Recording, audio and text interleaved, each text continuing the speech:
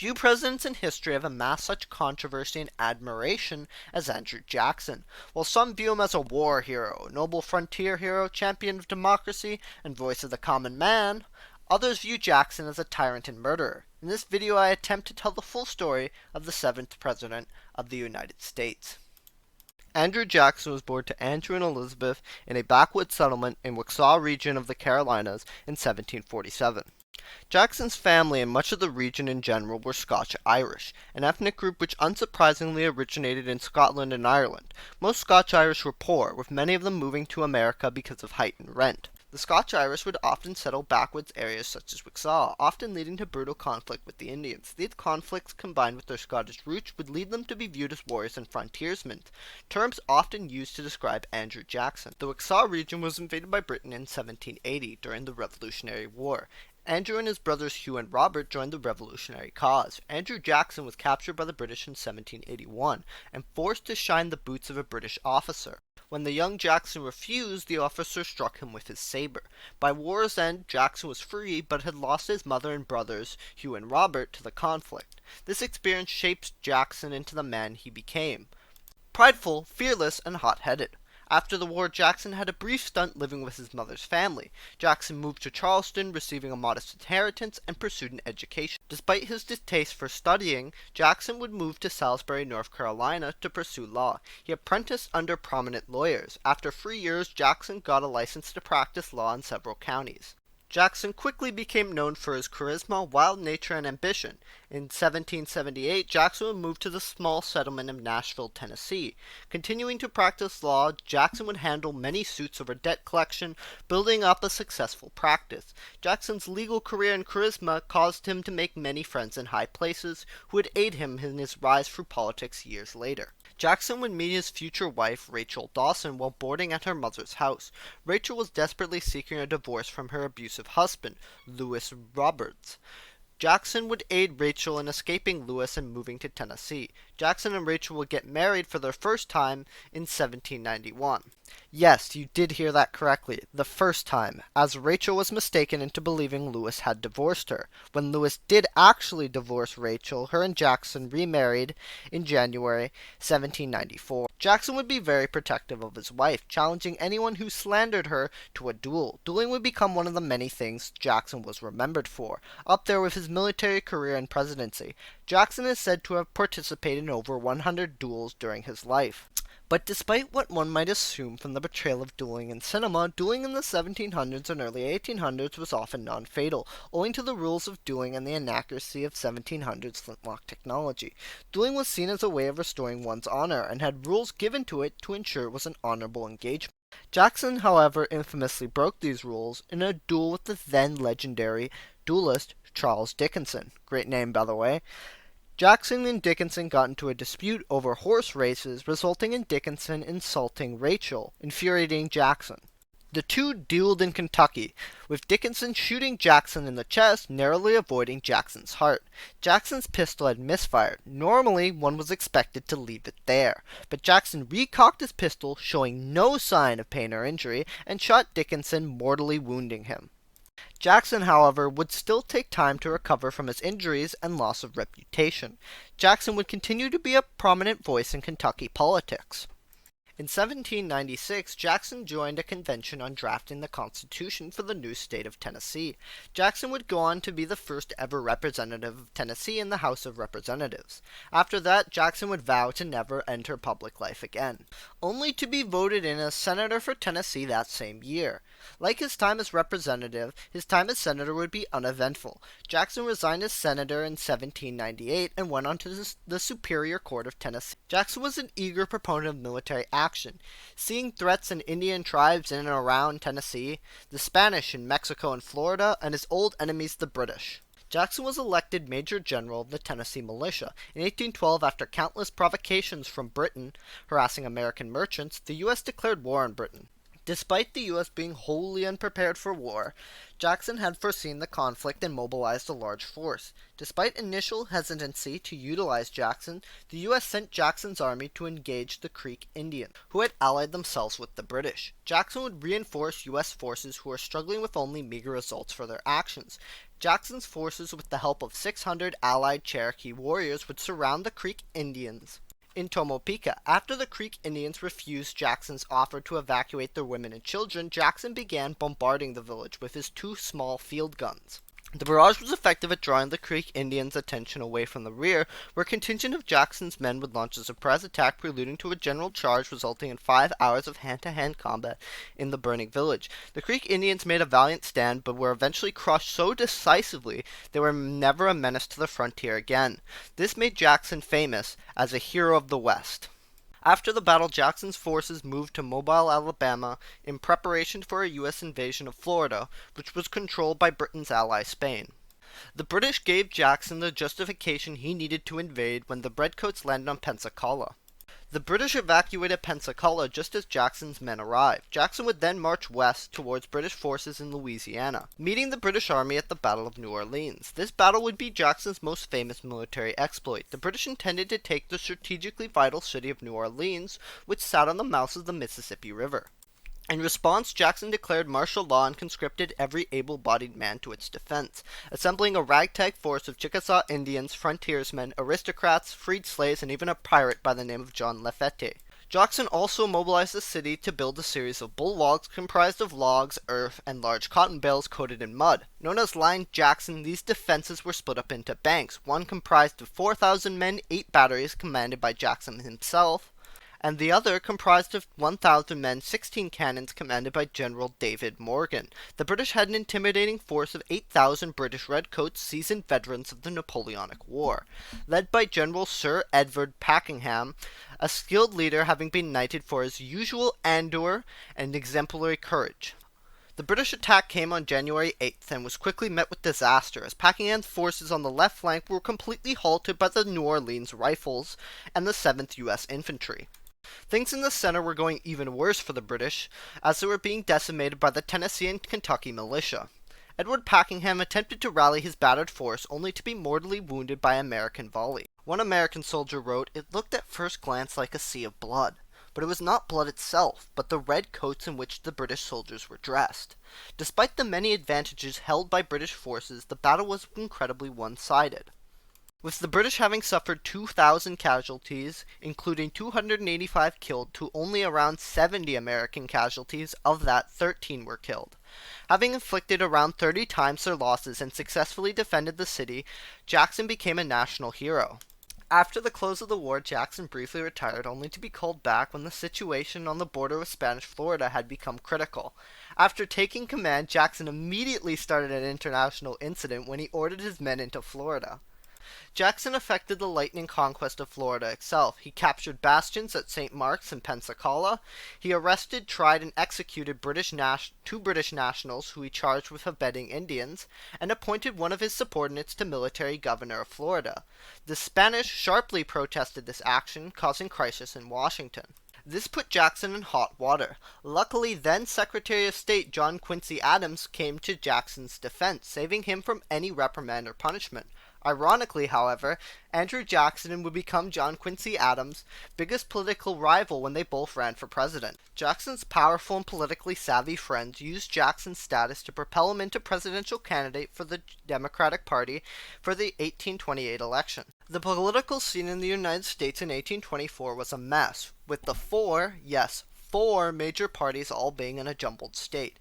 In the end, Andrew Jackson and his Democratic Party won 99 of the Electoral College votes to John Quincy Adams' 84, Crawford's 41, and Clay's 37. Despite winning the popular vote and the most Electoral College votes, Jackson was still short of the number necessary to be elected. The House of Representatives had to choose between the top 2 candidates, Adams and Jackson. Henry Clay, despite winning the least seats, played a vital role, speaking to the House of Representatives as an outspoken critic of Jackson. Clay and Adams forged an alliance to get Adams elected, with Adams appointing Clay as his Secretary of State. This sent Jackson's supporters into a frenzy, claiming the Clay-Adams alliance to be a corrupt bargain and an elitist cabal. Despite losing the presidency, Jackson was eager for a rematch in 1828. Once the 1828 campaign trail had begun, both sides began to slander the other, with a great many insults being lobbed at Jackson's wife, Rachel. When the election came, Adams' luck had run out. Jackson defeated Adams by an electoral college vote of 178 to 83. Jackson's victory was met by rowdy celebrations by Jacksonians, but Jackson's own celebrations were cut short when his wife Rachel died. Despite trying to avoid the public eye, she was the target of countless personal attacks which caused her great distress. Jackson had these words engraved on her tomb: "A being so gentle and so virtuous, slander might wound, but it could not dishonor." Despite the passing of what would have been First Lady, the people were so ecstatic at Jackson's inauguration that the crowd became riotous. People pushed towards Jackson, lunged towards refreshments, they collided with fragile furniture, shoved servants laden with punch bowls. While some viewed the show as a simple display of excitement and giddy, others saw it as mayhem. Perhaps this is unsurprising, given how much of a monumental shift Jackson's presidency had on the United States. Jackson was the first president born west of the Appalachian Mountains. His harshness, martial prowess, and volatile temper embodied the region's culture and character. Jackson, unlike many other politicians, did not come from a Southern aristocratic family or Boston's elite. He was born into poverty on a frontier settlement far from the usual birthplaces of American presidents. Because of his modest upbringing, Jackson ran a very populist platform, speaking to the working classes. As the power of old political organizations weakened, the way was opened for the rise of new leaders like Jackson, skilled in appealing to the masses of voters. To the victors belong the spoils. When Jackson took office, he began to replace many incumbent office holders with his supporters. Despite filling positions of power with his supporters, Jackson would soon have to deal with a rift inside the party. Jackson and his vice president John C. Calhoun had begun to distrust one another, as Jackson had been reminded of how John C. Calhoun had been one of his most outspoken critics during the invasion of Florida. As one can imagine, this left relations between the president and his VP quite tense. Tensions would come to a head as a result of the Tariff of Abominations and the ensuing nullification crisis. Under Jackson's predecessor, John Quincy Adams, Congress passed tariffs on imported goods. The aim was to foster American industry and protect it from competition with the British. This made these tariffs incredibly popular with northern industrialists and western farmers, but sent southern planters into an absolute fury. Unlike northern states, southern states had virtually no industry and were completely reliant on trade with Britain. Southern states would export cotton and import British goods to feed their aristocratic lifestyle of southern plantation owners. Many Southerners saw the 1828 tariff as an existential threat to their southern way of life.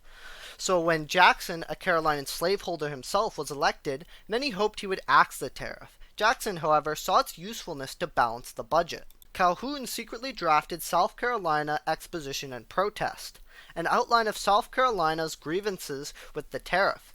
Calhoun advocated the doctrine of nullification, which argues that the states had the right to void federal law in their borders if the states felt that it overstepped their boundaries. The nullification crisis began when Jackson and Congress passed the Tariff of 1832, which actually lowered some tariffs back down to what they had been in 1816.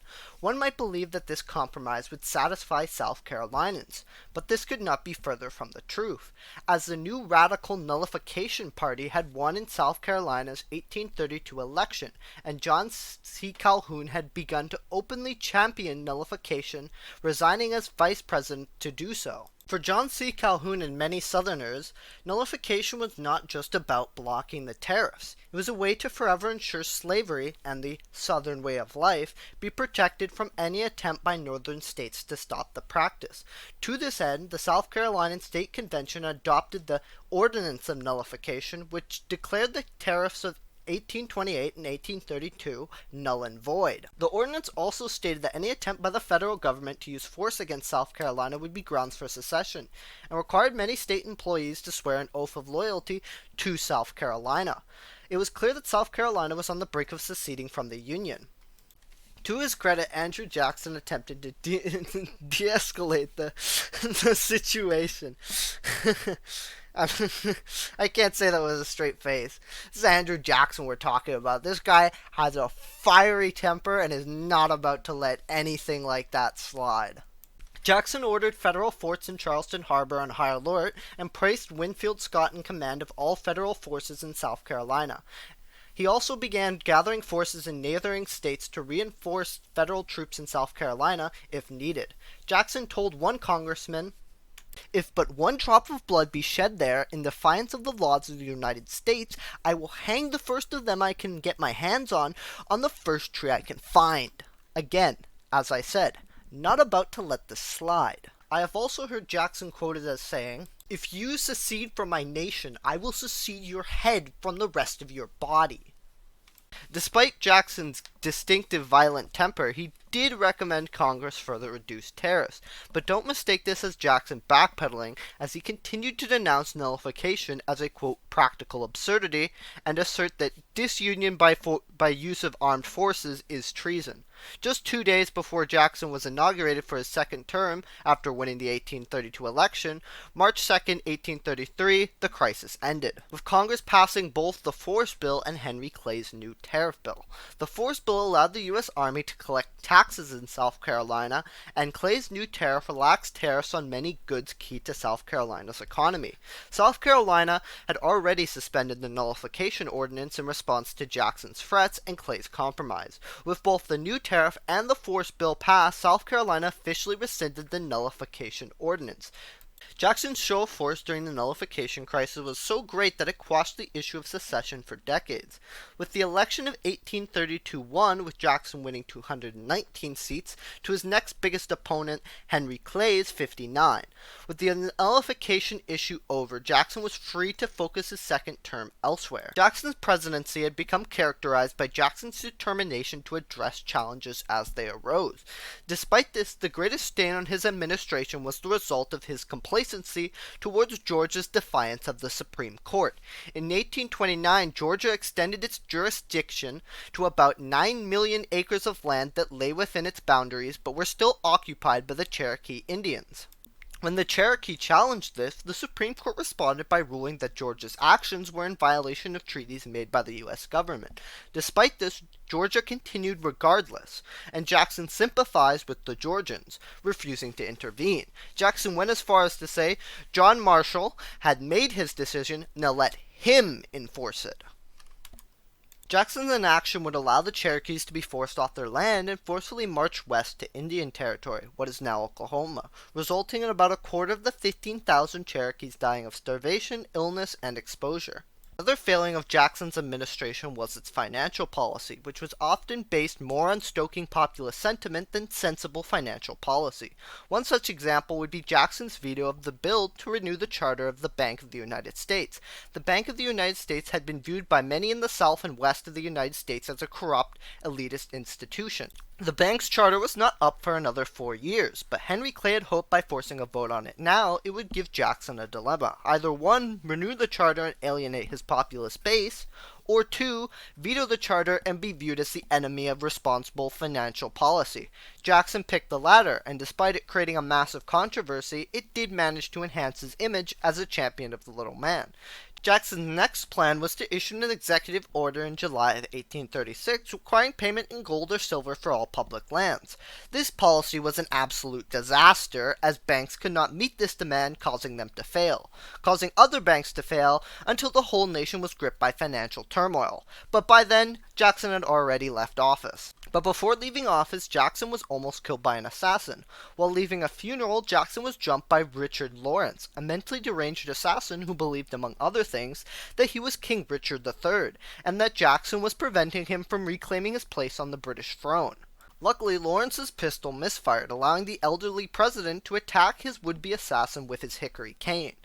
After Lawrence's backup pistol also misfired, he was taken into custody. Jackson retired to his home, the Hermitage, for the remaining 8 years of his life, until dying of a heart failure possibly linked to a bullet still lodged in his chest from his duel with Charles Dickinson. In conclusion, Jackson was a man of humble beginnings, rising from poverty to the highest office in the land. As a military man, he was a respected, skilled warrior and tactician. As a president, he was a skilled politician, a patriot, a populist, a decisive man, a divisive man, a champion of democracy and the everyday American. As a man, Jackson was hot-headed, prideful, charismatic, and all-American.